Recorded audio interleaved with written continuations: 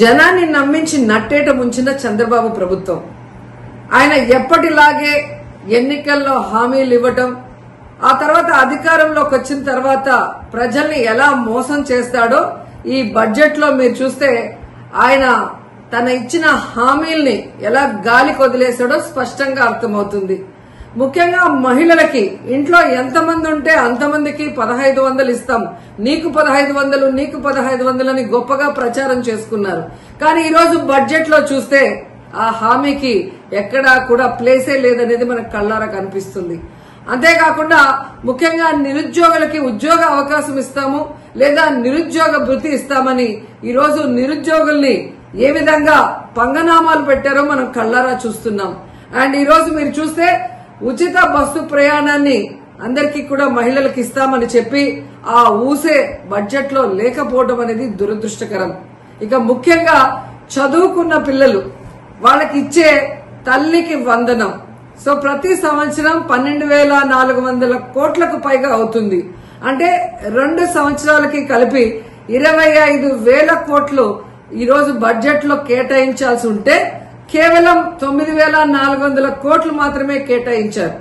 ఎందుకు ఇది చెప్తున్నానంటే లాస్ట్ ఇయర్ కూడా ఇలాగే కేటాయించి ఏ విధంగా తల్లికి వందనం ఇవ్వకుండా మోసం చేశారో మళ్లీ ఇప్పుడు అదే కేటాయించిందే కొంచెమైనా అది మళ్లీ ఇవ్వకుండా మోసం చేయడానికి వీళ్ళు అంకెల గారడి ఎలా చేస్తున్నారో తల్లులు తెలుసుకోవాలని కూడా ఈ సందర్భంగా తెలియజేసుకుంటున్నాను. ఇక ముఖ్యంగా అన్నదాత సుఖీభవ, అన్నం పెట్టే అన్నదాతని ఎలా ఈ ప్రభుత్వం మోసం చేస్తుందో మనం వాళ్ళు అధికారంలోకి వచ్చిన రోజు నుంచి కళ్ళారా చూస్తున్నాం. ఈ రోజు వాళ్ళకి 10,400 కోట్లకు పైగా కేటాయించాల్సి ఉంటే కేవలం 6,300 కోట్లు మాత్రమే కేటాయించారు. 2 సంవత్సరాలకి కలిపి 21,000 కోట్లు ఇవ్వాలి అన్నదాతలకి. కానీ ఇప్పటి వరకు ఒక పైసా కూడా ఇవ్వకుండా వారి నడ్డి ఎలా విరిచారో మనం కళ్ళారా చూస్తున్నాం. ఇక మీరు చూస్తే డ్వాక్రా మహిళలకి ఈ బడ్జెట్ ఎలా టోక్రా ఇచ్చిందో అందరూ కూడా చూసి ఏడుస్తున్నారు. ఎందుకంటే హామీలు ఇచ్చినప్పుడు 10 లక్షల వరకు సున్నా వడ్డీ రుణాలు ఇస్తామని చెప్పిన ఈ కూటమి ప్రభుత్వం ఈ రోజు ఆ హామీని బడ్జెట్ లో పెట్టకపోవడం చూస్తే ఇక మనకి ఇచ్చినట్టే అని డ్వాక్రా మహిళలు ఏడుస్తున్నారు. ఎందుకంటే ప్రతి కుటుంబంలో ఒక మహిళ డ్వాక్రా గ్రూప్ లో ఉంటుంది. తాను పొదుపు చేసుకున్న డబ్బుతో ఈ రోజు తన కుటుంబ అవసరాలను తీర్చుకునే వాళ్ళని ఎలా ఈ చంద్రబాబు నాయుడు మోసం చేశాడో ప్రతి ఒక్కరు కూడా గమనిస్తూ వచ్చారు. అండ్ ముఖ్యంగా ఈ రోజు మీరు చూస్తే పయ్యావుల కేశవ్ గారు మన ఆర్థిక మంత్రి, ఒక రాష్ట్ర బడ్జెట్ అంటే రాష్ట్ర ప్రగతికి మూలం. అలాంటి బడ్జెట్ ని ఏ విధంగా పాజిటివ్ నోట్ తో ఇంట్రడ్యూస్ చేయాల్సింది పోయి ఒక నెగటివ్ నోట్ తో ఆయన ఇంట్రడ్యూస్ చేయడం చూస్తుంటే ఈ రాష్ట్ర ప్రభుత్వం కూటమి ప్రభుత్వం ఏ విధంగా ప్రతికూల ధోరణితో ముందుకు వెళ్తుందో మనం అర్థం చేసుకోవాలి. ఎందుకంటే ఆర్థిక మంత్రి తన ప్రసంగంలో నీతి ఆయోగ్ చెప్పినట్టు రాష్ట్ర రుణ పరిమితి 0గా మారింది అన్నారు. మరి అదే మంత్రి ముగుస్తున్న ఆర్థిక సంవత్సరానికి 1,00,000 కోట్ల అప్పులు చేశాము, ప్రస్తుత ప్రవేశపెట్టిన ఈ బడ్జెట్ అంచనాల మేరకు ఇంకా 75,000 పైచిలుకు కోట్ల రూపాయలని అప్పులు చేయబోతున్నామని ఎలా ధైర్యంగా చెప్పారో ఆయన ఈ రాష్ట్ర ప్రజలకు చెప్పాల్సిన అవసరం ఉందని కూడా ఈ సందర్భంగా తెలియజేసుకుంటున్నాను. ముఖ్యంగా మన రాష్ట్రంని ఈరోజు మీరు చూస్తే హిరోషిమా నాగసాకితో రాష్ట్రాన్ని పోలిస్తే ఎవరైనా పెట్టుబడులు ఈ రాష్ట్రానికి వస్తారా? ఈ రాష్ట్రాన్ని బాగు చేయాలనుకుంటున్నారా, సర్వనాశనం చేయాలనుకుంటున్నారా అనేది ఆయన చెప్పాల్సిన అవసరం ఉంది.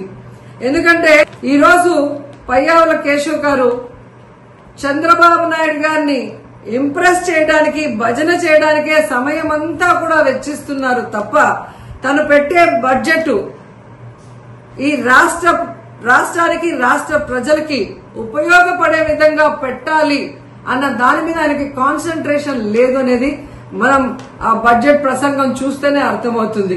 వాళ్ళ అధికారంలోకి వచ్చి 9 సంవత్సరాలు అవుతున్నా ఇంకా జగన్మోహన్ రెడ్డి గారి మీద దుమ్మెత్తి పోయటం, అబద్దాలు చెప్పడం తప్ప మేము అధికారంలోకి వచ్చాక ఏం చెప్పాం, ఏం చేస్తున్నాం, దానికి ఎంత బడ్జెట్ కేటాయించాము అని చెప్పకపోవడం సిగ్గు చేయటని కూడా ఈ సందర్భంగా తెలియజేసుకుంటున్నాను.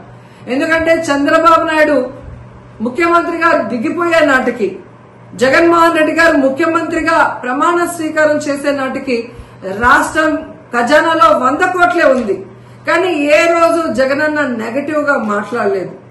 మేము చేయలేము, రాష్ట్రం అప్పుల్లో ఉందని చేతులెత్తేయలేదు. చక్కగా రాష్ట్రాన్ని పరిపాలించాడు, సంపదని సృష్టించాడు. తనిచ్చిన ప్రతి వాగ్దానాన్ని 99% ని ఏ విధంగా దాని గురించి అంటే స్క్రిప్ట్ ఎవరు చదివినా శిక్ష అయితే అతనికే కదా పడుతుంది. అనుభవించే రాజు ఆయనే కదా, అది వేరే కదా. అది ఎవడేదైనా ఏదైనా చదవచ్చు, అనుభవించే రాజు ఆయనే కదా అవుతున్నాడు. ఓకేనండి, నేను ఒకటి అడుగుతున్నానండి మిమ్మల్ని, డైరెక్ట్ క్వశ్చన్. పోసాని మాటల్ని టాలరేట్ చేసి అయ్యో పాపం అనుకునే ఒక్క మనిషిని తీసుకురండి, మేము ఆలోచిస్తాం ఒకసారి మాట్లాడడానికి. పోసాని మాటలు ఇష్టానుసారంగా మాట్లాడిన తర్వాత సభ్య సమాజం తలదించుకునే విధంగా, సాధారణంగా అనకూడదు కానీ ఇల్లిటరేట్స్ కూడా అలాంటి మాటలు మాట్లాడుకోరు. సో అవతల వాళ్ళకి మనోభావాలు దెబ్బతిన్నాయి, వాళ్ళ ఆత్మగౌరవాలు దెబ్బతిన్నాయి. పోలీస్ కేసు పెట్టారు, యాజ్ పర్ లా మేము వెళ్ళాం. అందులో ఇందులోని టార్గెటెడ్ ఏముంది? వాళ్ళు ఏం మాట్లాడలేదా? వాళ్ళు అటువంటి కామెంట్స్ చేయలేదా? మరి ఇంతకు ముందు మా మీద కేసులు పెట్టిన కేసులని ఎప్పుడు అండి? చంద్రబాబు నాయుడు గారికి మీద కేసు పెట్టారు కదా, అది ఎప్పుడు? అది 53 రోజులు తైల్లో పెట్టారు చంద్రబాబు నాయుడు గారిని తీసుకెళ్ళి ఆ రోజు. అంటే ఒకటి ఎప్పుడు కాదు, మాకు కేసు వచ్చింది, మేము యాక్షన్ తీసుకోవాలి, డెఫినెట్ గా తీసుకుంటాం.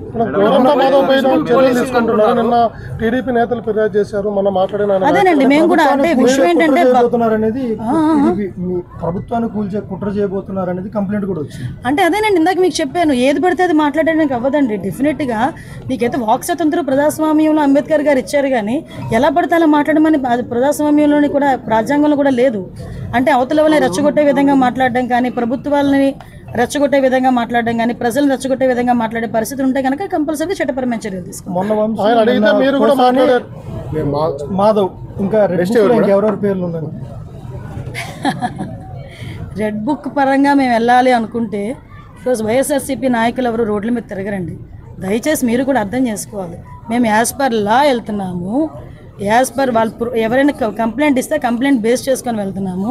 పోసాని గారి మీద సుమారుగా 17 కేసులు, దగ్గర 17 కేసులు, రాష్ట్రం మొత్తం మీద 17 కేసులు ఫైల్ అయి ఉన్నాయి. వంశీ మీద ఎన్ని కేసులు ఫైల్ అయి ఉన్నాయి మీకు తెలుసు. ఈ రోజుకి కూడా ఏ కేసులు ఫైల్ అయినాయో మీకు తెలుసు. ఇందులోని కక్షపూరితంగా ఎన్డీఏ గవర్నమెంట్ చేయాలి అనుకుంటే వైఎస్ఆర్సీపీ నాయకులు ఎవరు కూడా బయటకు తిరగలేరు. కానీ మేము ఆ కక్ష సాధింపు ధోరణిలోకి వెళ్ళలేదు. అలాగని తప్పు చేసిన వదిలిపెట్టే ప్రసక్తి లేదు. తప్పు చేసిన వాడికి శిక్ష పడాలి, లేకపోతే భయం ఎలా ఉంటుంది? ఉండాలి కదా, భయం ఉండాలి కదా. తప్పు చేసాడు అనుకున్నవాడు ఎవడైనా కూడా కొంచెం జాగ్రత్తగా ఉంటే బెటర్, కానీ శిక్ష నుంచి అయితే తప్పించుకోలేదు. మేము దాని గురించి అంటే స్క్రిప్ట్ ఎవరు చదివినా శిక్ష అయితే అతనికే కదా పడుతుంది. అనుభవించే రాజు ఆయనే కదా, అది వేరే కదా. అది ఎవడేదైనా ఏదైనా చదవచ్చు, అనుభవించే రాజు ఆయనే కదా అవుతున్నాడు. ఓకేనండి, నేను ఒకటి అడుగుతున్నానండి మిమ్మల్ని, డైరెక్ట్ క్వశ్చన్.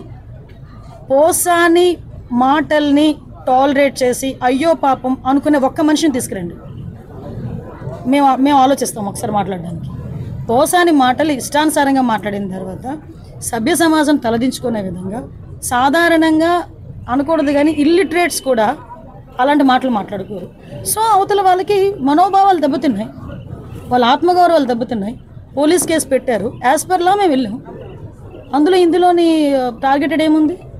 వాళ్ళు ఏం మాట్లాడలేదా? వాళ్ళు అటువంటి కామెంట్స్ చేయలేదా? మరి ఇంతకు ముందు మా మీద కేసులు పెట్టిన కేసులని ఎప్పుడు అండి? చంద్రబాబు నాయుడు గారికి మీద కేసు పెట్టారు కదా, అది ఎప్పుడు? అది 53 రోజులు తైల్లో పెట్టారు చంద్రబాబు నాయుడు గారిని తీసుకెళ్ళి ఆ రోజు. అంటే ఒకటి ఎప్పుడు కాదు, కేసు వచ్చింది, మేము యాక్షన్ తీసుకోవాలి, డెఫినెట్ గా తీసుకుంటాం.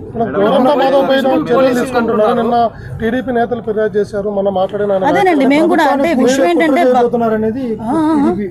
ప్రభుత్వాన్ని కూల్చే కుట్ర చేయబోతున్నారు అనేది కంప్లైంట్ కూడా వచ్చింది. అంటే అదేనండి, ఇందాక మీకు చెప్పాను, ఏది పడితే అది మాట్లాడడానికి అవ్వదండి. డెఫినెట్ గా మీకైతే వాక్ స్వతంత్రం ప్రజాస్వామ్యంలో అంబేద్కర్ గారు ఇచ్చారు, కానీ ఎలా పడితే అలా మాట్లాడమని ప్రజాస్వామ్యంలోని కూడా రాజ్యాంగంలో కూడా లేదు. అంటే అవతల వాళ్ళని రెచ్చగొట్టే విధంగా మాట్లాడడం కానీ, ప్రభుత్వాలని రెచ్చగొట్టే విధంగా మాట్లాడడం కానీ ప్రజలను రెచ్చగొట్టే విధంగా మాట్లాడే పరిస్థితి ఉంటే కనుక కంపల్సరీ చట్టపరమైన చర్యలు తీసుకుంటాం. మొన్న మాధవ్ ఇంకా ఎవరెవరి పేర్లు ఉన్నాయి? రెడ్ బుక్ పరంగా మేము వెళ్ళాలి అనుకుంటే ఈరోజు వైఎస్ఆర్సీపీ నాయకులు ఎవరు రోడ్ల మీద తిరగరండి. దయచేసి మీరు కూడా అర్థం చేసుకోవాలి.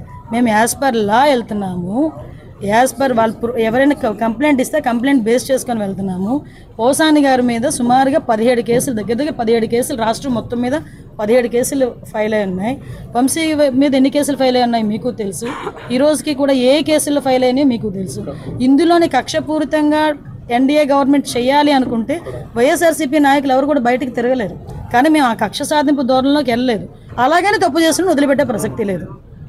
తప్పు చేసినోడికి శిక్ష పడాలి, లేకపోతే భయం ఎలా ఉంటుంది? ఉండాలి కదా, భయం ఉండాలి కదా. తప్పు చేసాడు అనుకున్నవాడు ఎవడైనా కూడా కొంచెం జాగ్రత్తగా ఉంటే బెటర్. కానీ శిక్ష నుంచి అయితే తప్పించుకోలేదు. సీసీ కెమెరాలు చాలా వరకు ఉన్నాయి, చాలా వరకు పనిచేయడం లేదు. మేము